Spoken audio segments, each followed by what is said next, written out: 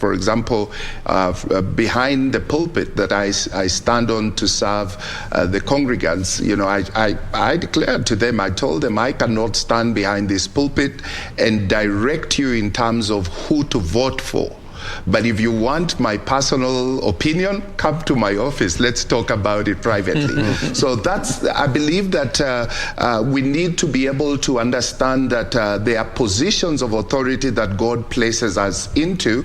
And from that space, we have to be very considerate and very wise and skillful in terms of how we shepherd our nation. And indeed, we teach. We've been teaching over the last almost a year and a half or so, sharing within the evangelical churches and community in terms of the different qualities that would provide for a good leader.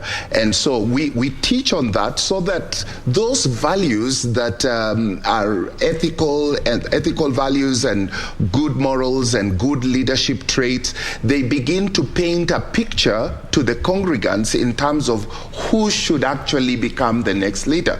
But then in terms of pinpointing and endorsing and publicly from the pulpit being able to declare that this is the man before even he is elected, it sheds a bad light for those who do that.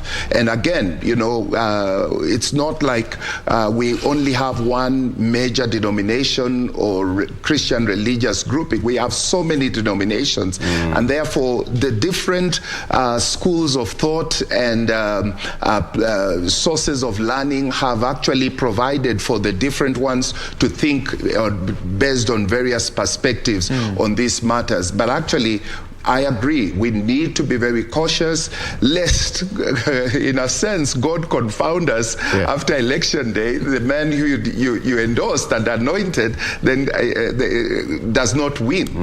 Then we begin to be deemed as false prophets. I can imagine how the kind of a picture that you'd portray to your flock, so to speak. Sure. All right. It's the same thing, even the one wants maybe some vote, but he don't have some qualities. We know some people, they don't have manners. We can tell people, not so and so, but we can tell we can't elect someone with such manners. We can't elect someone with such manifesto. But we can't mention the name there in front of people. But someone so it's an indirect endorsement. It's an endorsement either, but indirect. Things against the books. We know in our country it's a secular nation. But someone comes in front of people, goes against the holy books, things which is not there. Understand? At that time we will stand in front of people and say, no, we can't vote so and so. If it's this, it's her or his manifesto, no, we can't do that. Okay, yes. Okay, that's quite interesting. Let's talk about your role in this remaining 2 days, because the campaigns are over. It's just today and tomorrow. Some of these leaders will be trooping to churches and places of worship to seek divine intervention. This remaining 2 days, what is the role of religious leaders? Well, the main thing is just to guide the people, to guide our followers. Like today, it's Sunday. On Friday, I was with the big lecture in my mosque there, Park Road Mosque. We talked about peace. First, it's the thing, because the one who brings the peace is the Almighty. So we guide the people, because the politicians have finished their work. So it's for us, Kenyans. So we turn back. We ask for peace, because these people, sometimes I wonder how many, we are almost 50 million plus people in this country, but we've been controlled by just less than 10,000. There's not more than 10,000 politicians in this country, but they control us. The peace we have in all this time, we live together, we are together. My neighbor is my neighbor. Why do we change during this time? Why can you burn for someone's house or someone's vehicle because of politics? So it's high time our big role is still to guide them. We cry, we wake up at night, we ask Almighty God to protect us from any calamity, to maintain the peace that we have. And again, to tell our people, when you vote there, because we have problem, let me tell you, we tell our people, when you vote, just leave the place, go home, wait for the results. But these politicians, they tell them, don't leave the place, stay there, protect our votes. So you see, we have a lot of problems. Because imagine a place of 20,000 people, all of them, they are waiting, they are protecting the votes. That's calamity. The skirmish starts there. Right. So we have to tell them. Another important thing, we should not stop our things, our daily routine because of politics. Just the politic day, we go there during voting day, we vote. After voting, we do everything we have to do. Go back to your work. Go back to your worship. You have your shamba, go and do something. But there are certain people, they're just waiting around the corner and spreading rumors. There is nothing happened.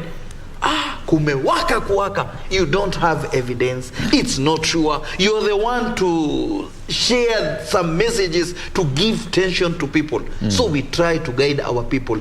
Don't spread any messages. Don't put fear on others. There's nothing bad.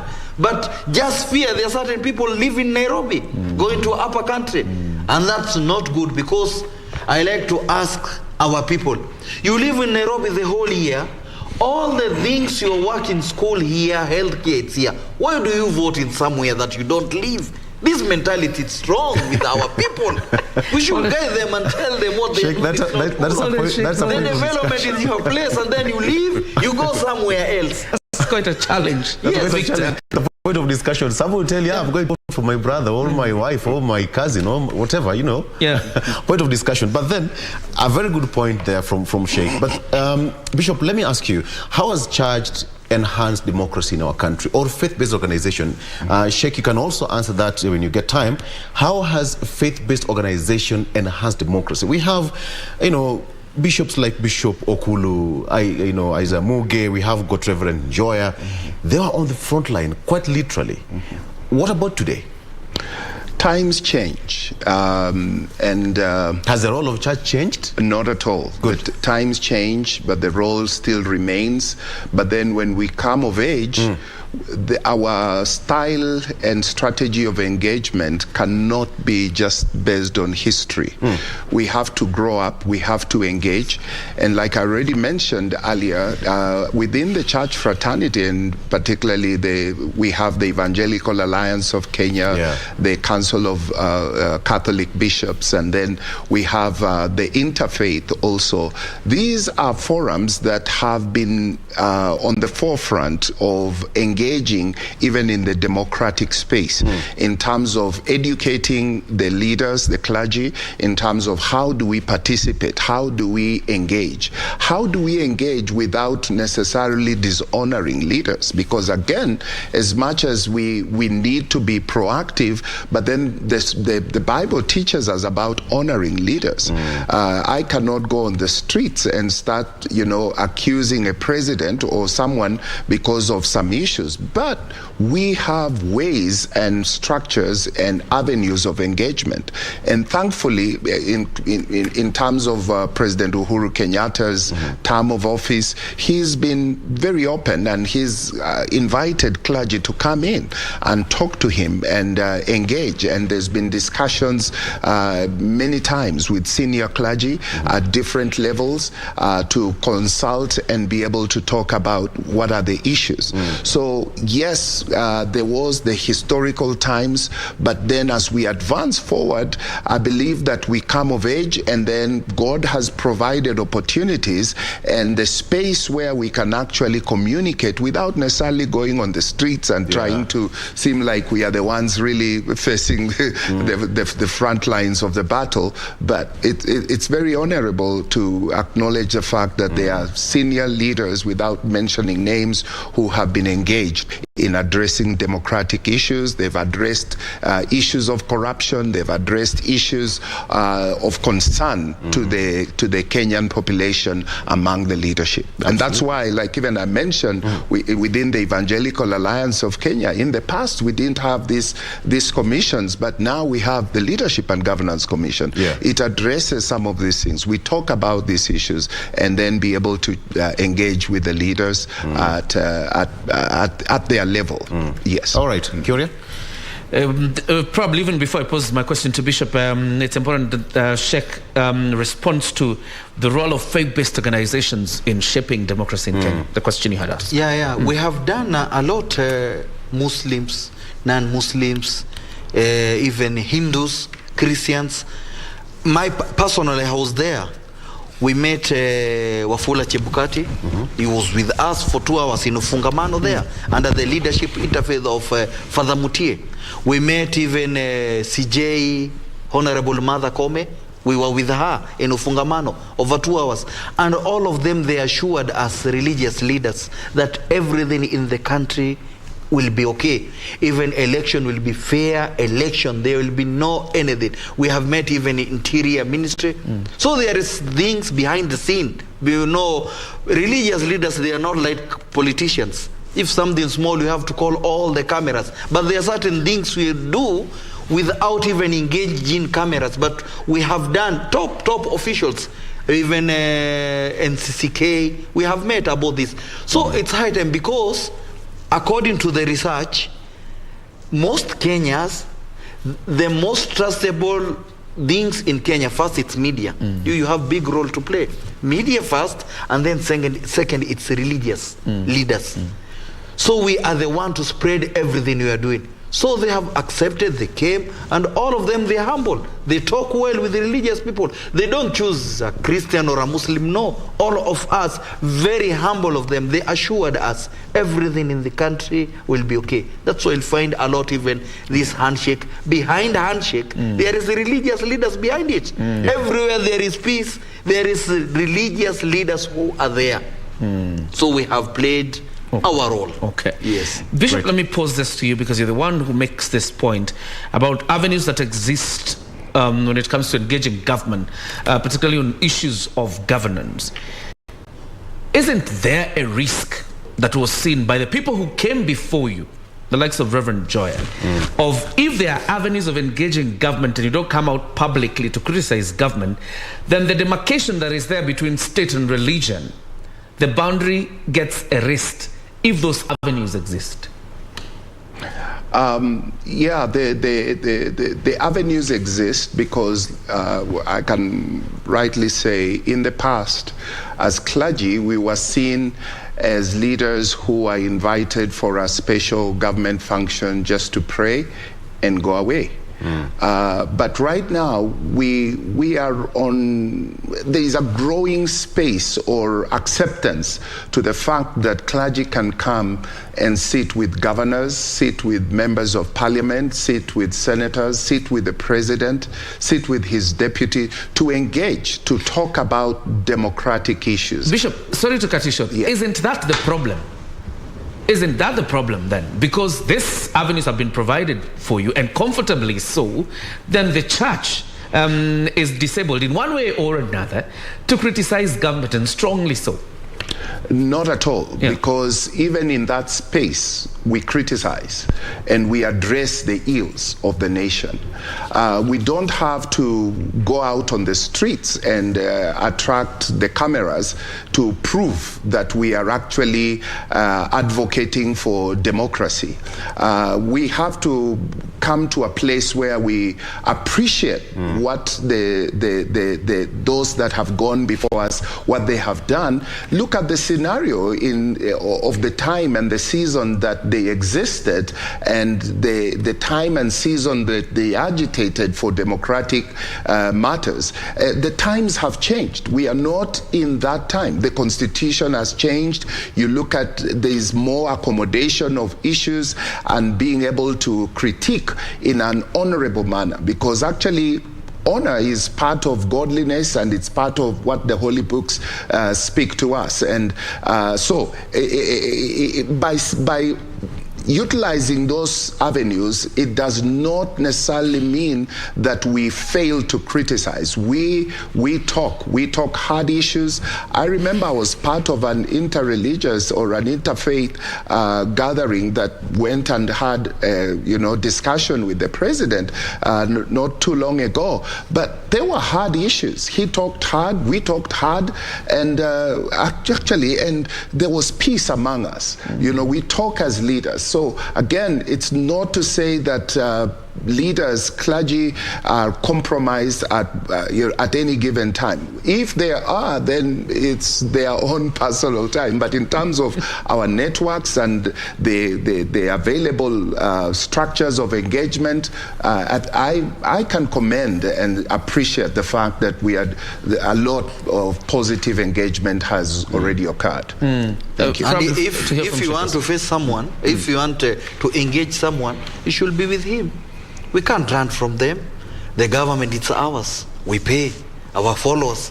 So we can't say because government does this and this, we will not talk about anything. We will not face government. That's what we'll find even the religious persons. They have got some big positions in the government. Like you see, Wafula Chebukate, the anti-corruption. He's not Wafula Chebukate, Wabukhala. Bishop Wabukhala. Yes. You see the other one, it's I don't know, it's CCK, Uyano. There is even further there. Understand? At least when we engage government, we tell them the truth. And this is the only thing that can help Kenyans. When you go, there is certain issues, you'll find a lot of politicians now. If you want to engage them, you want to talk with them, they counterattack you. You go there, you find some heavy breakfast, things like that, some heavy badge. Even your plan, what you're supposed to talk, yes, sir, yes. But the right people, when they go, even what you get there, you should tell them the truth. Sir, we came because of this. Sheikh, at that particular point, that brings me to what Kiori asked. Then the church and all the interfaith organizations, you already have a platform to express yourself because politicians also have a platform to express themselves. Why don't you explore that platform that you have? You go there, have heavy breakfast, and then all of a sudden you go mute. What happens? It's a good question. It's a good. When you don't have intention for what you are doing for Almighty. In this work, the religious person, you are pastor, you are imam, you are sheikh, you are father, you are priest. This is not just normal job. This one you have to sacrifice. Everything that I'm doing, this is responsible that I will be asked by Almighty. So anything you are doing, because you represent a lot of people. So you go there, you change because of the big bahasha you see it there, or the heavy breakfast, you will be asked about that. So if we know the responsible, it's good you keep off. I can't talk the truth. Keep off from that caravan. But accordingly, the teachings, if you know you represent the people, you should stand with them. And the best among the best is the one talks the truth, especially to a rude and arrogant leader. You tell him the truth in front of him. But if you go, you start to change, maybe you can quit that thing because you can't handle that. You see about prophets, how did he look at Moses with Pharaoh? Yeah. He didn't fear Pharaoh was everything, but he told the truth to him. That is a very important point, and I think that's why, Victor, I want you to pick it up with Bishop. Yeah. Of speaking truth to power. And the examples that, the Sheikh quotes, particularly in the Bible, are of prophets who would actually call out a leader, and publicly so. My only question is, on issues of governance in Kenya, we have not heard really the church, standing to call out those in positions of influence or standing up to power. If they engage these people, and I believe Bishop, as he says, that they engage the people in governance, they do it privately. We never get to hear these things. Yes, and just but like I already mentioned, times have changed, and the style in which we do things has changed. We have to be very wise because, again, when you talk about leadership and like, for example, let me use the example of the presidency. Beyond the individuals who occupy those offices, these offices are established by God. So we have to be very, very wise in terms of how do we engage with the leaders. Because again, there are things that God gives to us as ministers of God to speak to the leader, not to the general public. Our history in Africa then, kind of boasts of the fact that if you want to prove a point, then go in the public domain and address that particular leader. I think that was the case for a time past.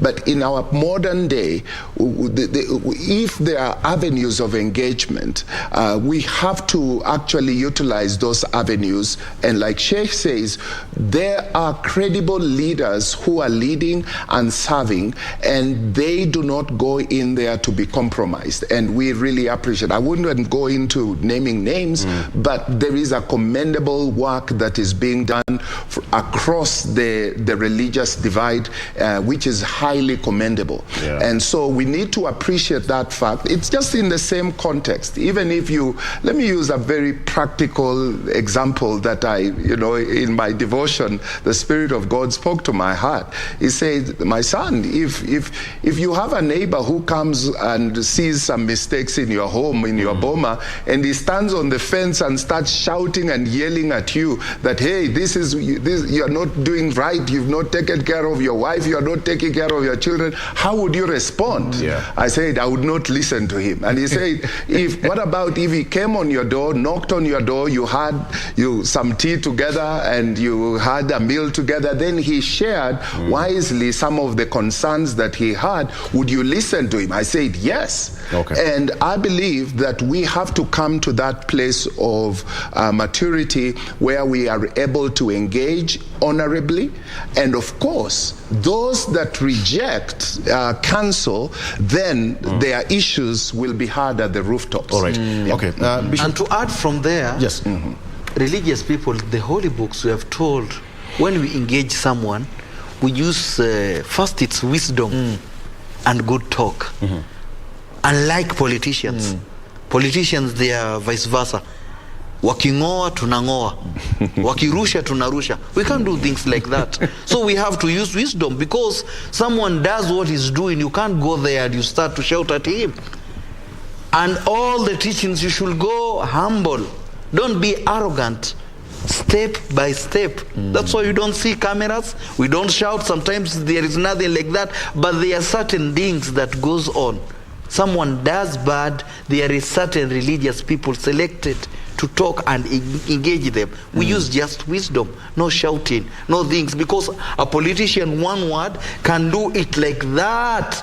So we see something big. But for us, it's just to reach the word with wisdom and good talk. And the rest we leave it. He continue. That's up to him. Okay. Persuasion is what Sheikh Ramadan Mwangi talks about, and using language of correction and not condemnation. Right about now, we want to go to Kirinyaga. It's a chilly morning, I am sure, in Kirinyaga County. Gladys Mungai is on standby to tell us what is happening in the county of Kirinyaga. It is the home of Azimio la Umoja Deputy Presidential Candidate Martha Karua. Gladys, good morning.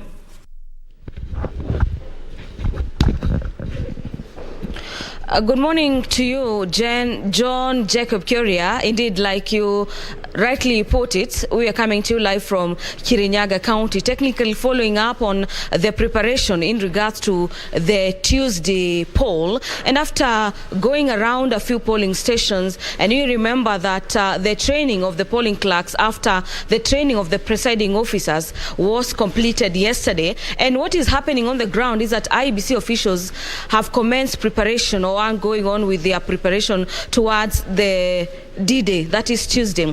And now to just tell us what is happening on the ground, I'm joined by the returning officer of Kilgoya Boys. This is where the constituency tallying center will be. Mr. Maingi, just to dive into it, what is happening at Kilgoya Boys this particular moment? Currently, we have just received our last bunch of ballot papers. That is the presidential. We have just offloaded them. Then we are in our last tranche on packaging the materials. We are 99% packaging, so we are just remaining with these isotones. You can see them here. And we are saying we are set for the election. Kirinyaga Central constituency is set, ready, and ready to go to deliver credible elections. Talk to us about matter security. I've seen a couple of police officers moving around. Yeah, in matter security, we are well protected. We are under 24/7 surveillance because this is the center where we have kept our materials in terms of ballot papers and our materials. The security have been very good. They have been here since we came here. So we have a big team that has always been around 24/7, taking care of the materials and security. There you have it. Our anchors are back at our broadcasting house, John Jacob Kuria. Those are sentiments from the constituency returning officers here at Kirugoya Boys, technically telling us that it's all system goes and they are ready to conduct that particular poll. I now hand it back to you so that you can follow up on what my other colleagues are following up in other areas in the country. Back to you, Kuria. Thank you very much, Gladys Mungai at Kirinyaga County. Kirinyaga is quite a huge county that has huge constituencies. You have Mwea, you have Kirinyaga Central, you have Ndia and Gishugu.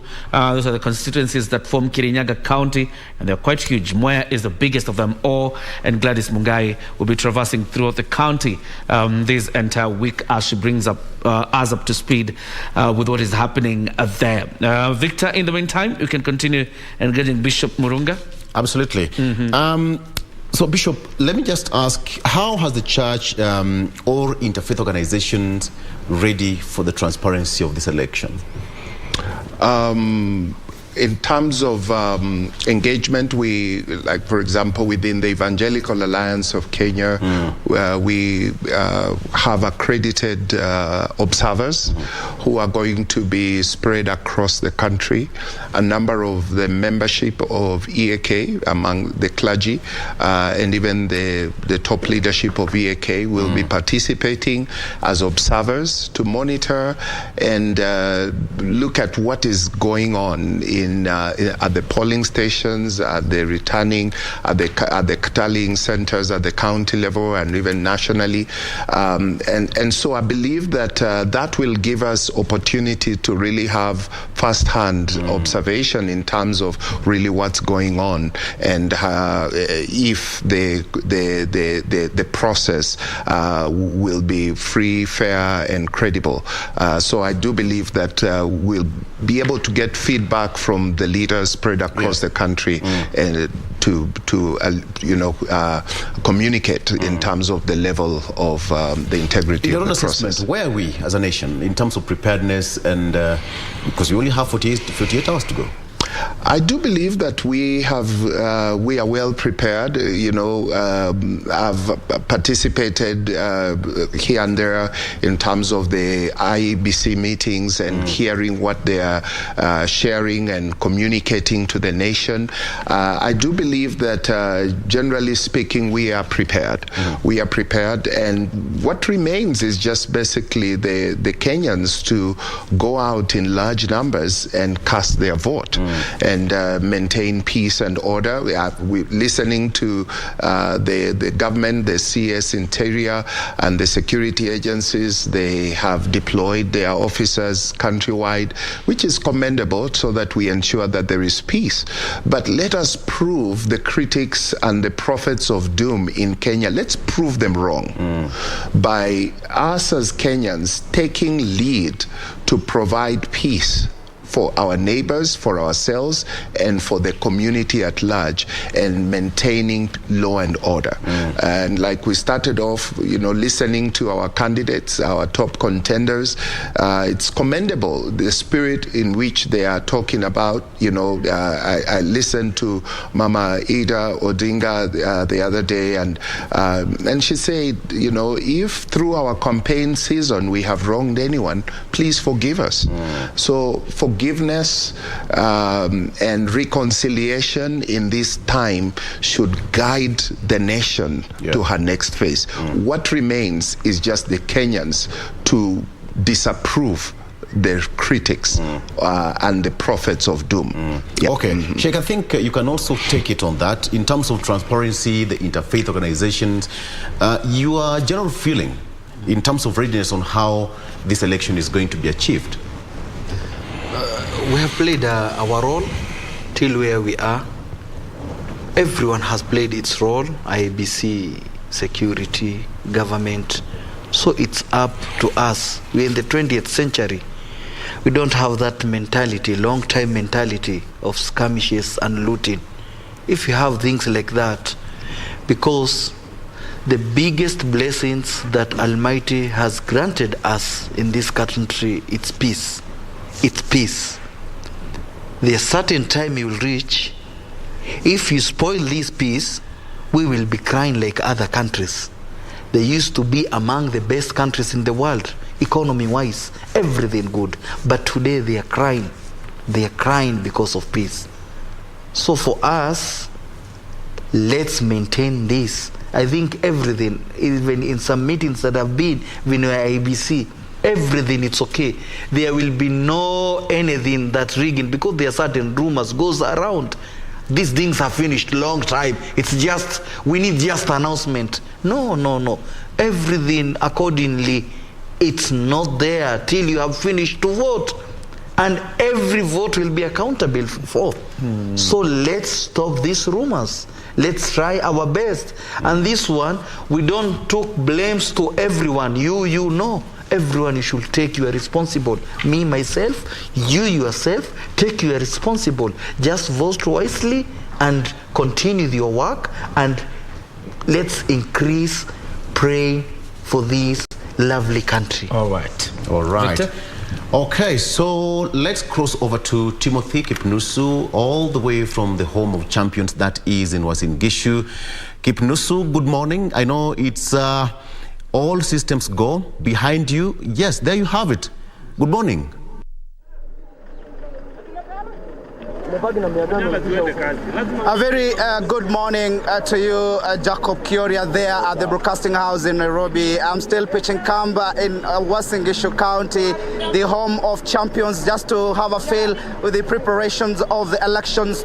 Just a day to the election, and from yesterday we had an interview with the Uasin Gishu County returning officer, that is Irene Mutai, who said all is set and they are prepared. She said that they have received the voting materials required to undertake this particular process. And yesterday, the last phase of the training of the polling clerks was completed, and she said they are competent enough to ensure that this particular exercise, or the Tuesday exercise, is happening seamlessly. And I am actually at the bus station here in Uasin Gishu County. A number of residents are traveling to different places where they are registered as voters to exercise their democratic right. And maybe I can just get a feel of the resident, just one person, because I understand that our time is not enough. Perhaps unaitwa nani, tueleze uko hapa Uasin Gishu kuhusiana na zoezi la uchaguzi, umejitayarisha kivipi na umejisajili kama mpiga kura, na pengine maoni kuhusiana na zoezi hili? Mimi naitwa David Moses Wahisi, nafanya hapa kwa hii stage ya Takore, magari ya kwenda Bungoma. Sasa hapa wasafiri wamekuwa wengi, bei imepanda juu, sisi tunakula sawa na usalama iko sawa, watu wamefurahia, hakuna mapikano, hakuna mapingamizi, hakuna kukombana. Sasa hiyo Uasin Gishu iko usalama kabisa. Hapa tunafurahia, tuko more comfortable the way we are. Asante. Naona wewe vile vile ni dereva na arifio kwamba mmetumia na fursa hii kuongeza nauli. Pengine tueleze kuhusiana na wasafiri wanapoona wakuja. Wasafiri hatujaongeza nauli, but tunaenda na venye hali yenyewe iko, sababu mafuta iko juu. Alafu na hali yetu pia inabidi hivi pia si ndio tutafute kitu ya kula, manake tumekaa muda mrefu hatupati kitu ya kula. Alafu na hali yetu si ati iko juu sana, ni mafuta ndio iko juu. Tunaomba tukipiga kura na mafuta ya gari irudi chini, Raila ateremshe kura, ama kama ni Ruto ateremshe mafuta irudi chini, pia sisi tupate kujienjoy kidogo na maisha yetu iko hatarini sana. Asante na Mungu ambariki. There you have it, a number of residents from this particular county talking about high cost of living, and they actually want the leaders that are seeking elected position, be it for the presidency, senator, woman rep, of course, also MCAs, to ensure that they actually take keen interest of the residents, what they want. And of course, we'll be heading to church. I understand a number of leaders will be seeking divine intervention. Of course, without God, anything is not possible. And we'll be heading there, and we will be able to update you what is happening in some of the churches here in Uasin Gishu County. As I mentioned earlier, this is the political bedrock of the United Democratic Alliance presidential candidate William Samoei Arap Ruto. He was elected 3 times in this particular county, that is Eldoret North, and he will be keen enough to ensure that he captures this votes from 506,138 registered voters by Independent Electoral and Boundaries Commission. From me, Timothy Kipnusu, I hand you back to studio, Jacob Kioria. Timothy Kipnusu, one thing I have to give it up to the Kenyans. Sisi tuko tu sawa, tunakula tu sawa. As in, that gentleman was genuine enough. There's nothing to hide. Sisi tunakula tu vizuri. But please, sambaza some sun over here. We are freezing in the capital city. Thank you so much, Timothy Kipnusu. One thing to talk about is that they've said everything is okay. It's peaceful. The only people traveling are those who are going to vote, which I think is something to talk about. All right. So, Kioria, you've had it? Absolutely. And of course, as Timothy Kipnusu rightly points out, the Deputy President has represented our region for some time as a Member of Parliament. But I think then it was Eldoret North, as he rightly puts it. I think it has already been split into 2 constituencies. One is Tarbo. The other one is Kapseret, if I'm not wrong. And that is what is the Eldoret North constituency that was then. But unfortunately, we have to take the final remarks from the 2 gentlemen in studio because we have to give way to a church service for the Catholic Church and later All Saints Cathedral for the Anglican Church service. Start with you, Sheikh. Your final remarks. My final remarks here is the same thing that I'm repeating. Peace, peace, peace. Let's wake up. Let's wake up. God has blessed us with a good and beautiful country. So let's vote wisely. Don't vote because someone is my tribe, because he's from my place. No, look at the one you will be vote, because don't come to regret afterwards. Because there are certain people, they don't vote, they don't have even voter cards, but they come, they are the first liners to shout, to say things are not good in this country. So try to do what you are doing with your card. And the rest, we leave it for Almighty, because we've tried our best. IEBC have tried their best, government, everyone. So it's me and you. Let's know what we are doing, but let's maintain peace, peace, peace, because this is biggest blessings, and I repeat that. Inshallah. We don't want to regret afterwards. Inshallah. Hi, Bishop. Reality has it that beyond Tuesday, the 9th of August, 2022, there will be those that will have won the elections and many who will have failed to clinch the positions that they desired. That usually becomes the bone of contention and something that causes tension and conflict among people groups and supporters.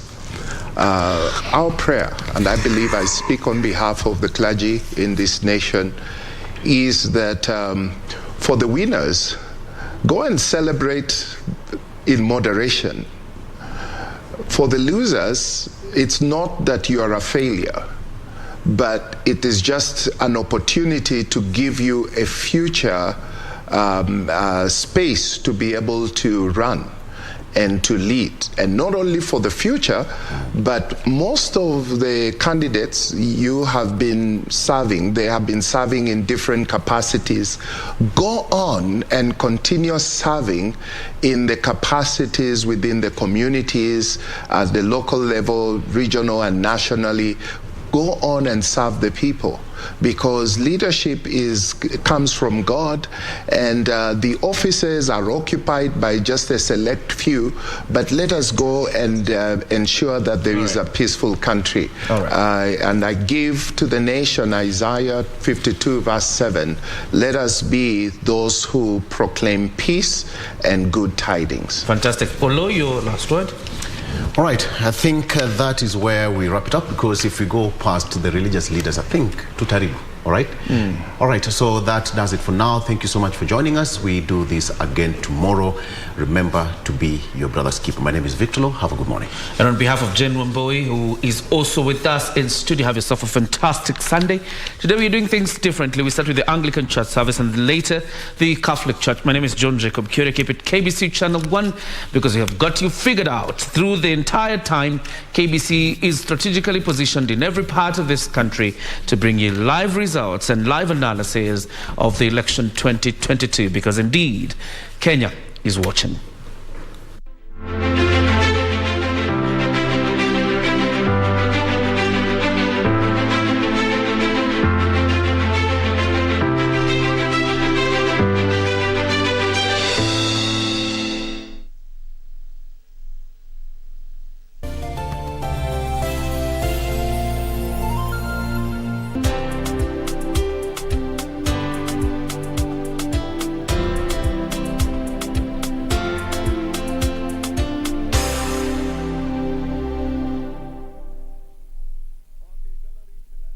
Kupata mithali 6:20 kama sikiza tune kwenye simu yako, bonyeza *811 *817#. Methali 6:20. Mwanangu, shika maagizo ya baba yako, wala usisahau mafundisho ya mama yako. Yaweke daima moyoni mwako, yafunge shingoni mwako, yatakuongoza njiani mwako, yatakulinda wakati ulalapo. Kupata mithali 6:20, bonyeza *811 *817#. *811 *817#. After intensive campaigns, manifesto unveiling, and insightful debates, the home stretch is finally here. KBC has deployed its crew of professional and experienced journalists to every corner of the country, ready to bring you every angle of the 2022 general election, both for TV and radio broadcasts, as well as its digital platforms. We guarantee you a seamless 24-hour credible and detailed up-to-date news from all the 290 constituencies across the 47 counties as Kenya decides.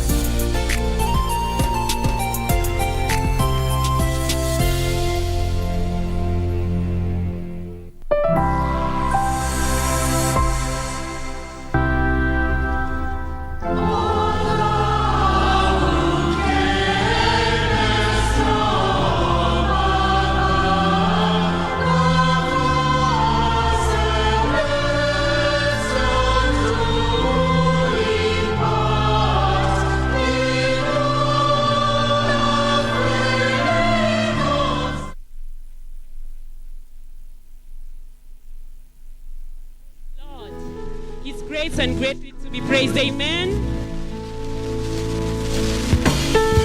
Makofi kwa Yesu, kwani anastahili sifa.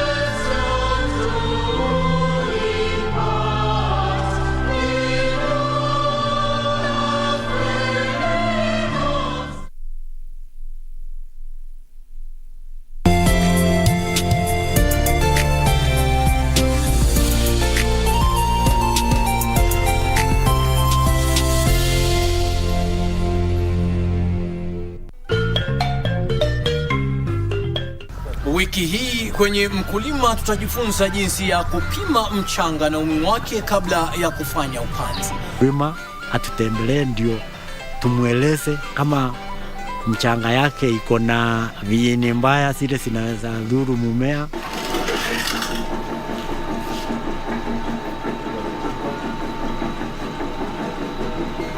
Ungana nasi Jumapili saa 9:30 hapa KBC Channel 1 kwa uondo kamili.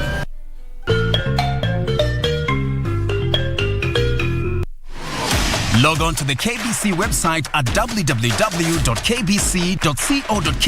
to get the latest breaking news, entertainment, sports, politics, lifestyle or business trends from Kenya and around the world. Never miss new episodes from your favorite TV shows, reruns and movies. Just stream online or watch live on your YouTube channel at KBC Channel 1 TV shows. For the day's biggest stories, trustworthy news and family entertainment, log on to KBC Channel 1. Watch what you want anytime, anywhere.